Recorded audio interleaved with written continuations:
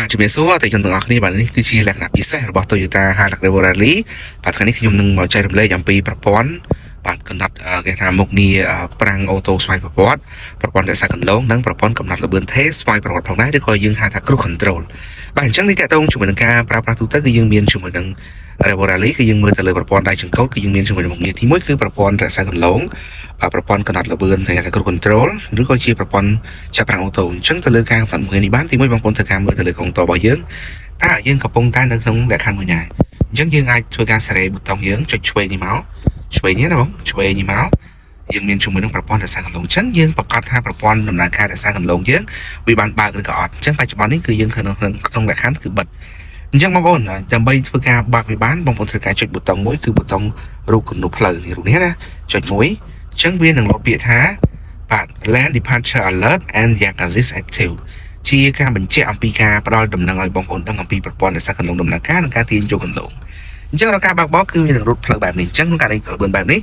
ក្នុងករណីទីជនងនេះបងកំពុងតែបើកបរលើផ្លូវគឺយើងនឹងធ្វើការផ្ដល់ដំណឹងឲ្យយើងដឹងដូចគ្នាតើយើងកំពុងតែនៅក្នុងក្បឿនណាអញ្ចឹងល្បឿនចាប់ពីកងតឡើងដល់40ជាងវានឹងធ្វើការដើរហើយបាទអញ្ចឹង40ជាងវាដើរក្នុងករណីបងលុយគេងបាទបងប្អូនរៃឆាកកន្លងប្រព័ន្ធនេះនឹងជួយទប់និងរត់ជាសញ្ញានិងទាញចូលក្នុងកន្លងវិញជាចំណុចមួយដែលល្អមែនទែនអញ្ចឹងប្រព័ន្ធនេះគឺដំណើរការដោយការប្រើប្រាស់ទៅលើមុខងារនឹងផងដែរយើងបើកនិងបិទអូខេបន្ថែមពីនេះយើងមានជាមួយនឹងប្រព័ន្ធប្រាំងអូតូបាទប្រាំងអូតូឬក៏យើងថាប្រព័ន្ធជំនួយចាប់ប្រាំងស្វ័យប្រវត្តិវានឹងដើរដំណើរការជារួមគ្នាបាទគឺជាមួយនឹងប្រព័ន្ធបាទចាប់ប្រាំងអូតូនិងCruise Controlផងដែរអញ្ចឹងទៅលើការបើកបរបងប្អូនបែងចែកជាពីរ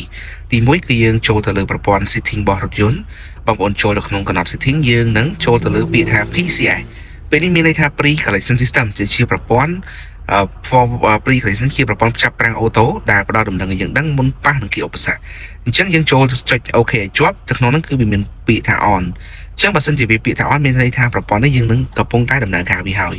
អញ្ចឹងក្នុងករណីថាអតិថិជនទាំងអស់នេះឬក៏បងគឺយើងបិទវានឹងមិនដំណើរការប្រព័ន្ធចាប់ប្រាំងអូតូទេអញ្ចឹងនៅពេលយើងបិទគឺវានឹងលោតពាក្យថា Pre Collision System off មកឃើញទេណាតែជាក់ស្ដែងគឺយើងដំណើរការវាទៅព្រោះដោយសារវាជំនួយយើងពេលក្នុងករណីថាយើងមានបញ្ហាបន្ទាន់អាសន្នណាមួយអូខេអញ្ចឹងយើងមកដល់ចំណុចទី3គឺជាប្រព័ន្ធបាទCruise Control Cruise Control របស់យើងបងប្អូនគឺនៅលើឯចង្កូតនេះផ្ទាល់គឺនៅក្រោមខាងនេះគឺ Cruise Control បងប្អូនអាចធ្វើការកំណត់បានទី1មុននឹងយើងដំណើរការវាយើងប្រកាសថាយើងនឹងដំណើរការយើងកំពុងតែបើកបរលើផ្លូវដោយលើផ្លូវស្ថានភាពផ្លូវលាតផ្លូវ highway អញ្ចឹងណាបងខ្ញុំ recommend មែនទែនដែលមុខងាររបស់វានេះគឺវាមានមុខងារតាមរថយន្តខាងមុខផងដែរអញ្ចឹងទៅលើការកំណត់កម្រិតសុវត្ថិភាពទៅលើអ្នកបើកបរគឺយើងចាំបាច់មែនទែនអញ្ចឹង Cruise Control របស់វាគឺយើងអាចធ្វើការចុចប៊ូតុងមួយ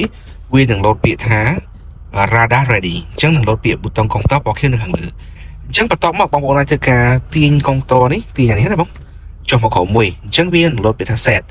អញ្ចឹងយើងឧទាហរណ៍ថាយើងកំពុងតែបើកបរលើផ្លូវឡានខាងមុខរបស់យើងបើកកុងត100ឬក៏សុំតោ80 70ចឹងទៅតាមល្បឿនដែលបងប្អូនចង់បើកអញ្ចឹងក្នុងកលៈទេសៈ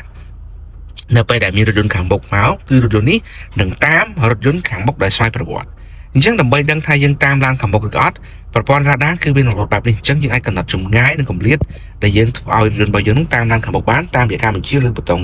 ប្រព័ន្ធរថយន្តមានសញ្ញានេះអញ្ចឹងវានឹងធ្វើការកំណត់ជូនយើងចម្ងាយ3កាំ2កាំនិង1កាំទៅលើកម្រិតសុវត្ថិភាពនេះគឺយើងអាចដឹងអំពីចម្ងាយវាជាក់លាក់ឬក៏ម៉ែត្រវាជាក់លាក់ទេវាអាស្រ័យទៅតាមកម្រិតសុវត្ថិភាពណាមួយប៉ុន្តែជាបទពិសោធន៍ទៅលើការបើកបររបស់ខ្ញុំបាទផ្ទាល់គឺចម្ងាយរបស់វាអាចទទួលយកបានចន្លោះក្នុងសុវត្ថិភាពឆ្ងាយទទួលយកបានអញ្ចឹងណាអញ្ចឹងទៅលើប្រព័ន្ធ Cruise Control នេះបងប្អូនអាចធ្វើការបើកបរដោយមិនចាំបាច់ជន់ហ្គាទេវានឹងធ្វើការកំណត់ល្បឿនថេរដោយស្វ័យប្រវត្តិតាមរយៈការបញ្ជានៅលើប៊ូតុង Cruise Control តែម្ដងអញ្ចឹងបន្ទាប់ពីរថយន្តយើងតាមឡានខាងមុខហើយវានឹងធ្វើការតាមទៅលើល្បឿនដែលគេបើកអញ្ចឹងខ្ញុំថាគេបើកកុងត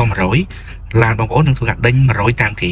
ប៉ុន្តែនៅពេលដែលគេចាប់ប្រាំងឬបន្ថយល្បឿនរថយន្តនេះគឺនឹងបន្ថយល្បឿនដូចគ្នាដល់ហើយយើងក៏មានជាមួយនឹងមុខងារកំណត់ Cruise Control ដោយស្វ័យប្រវត្តិផងដែរ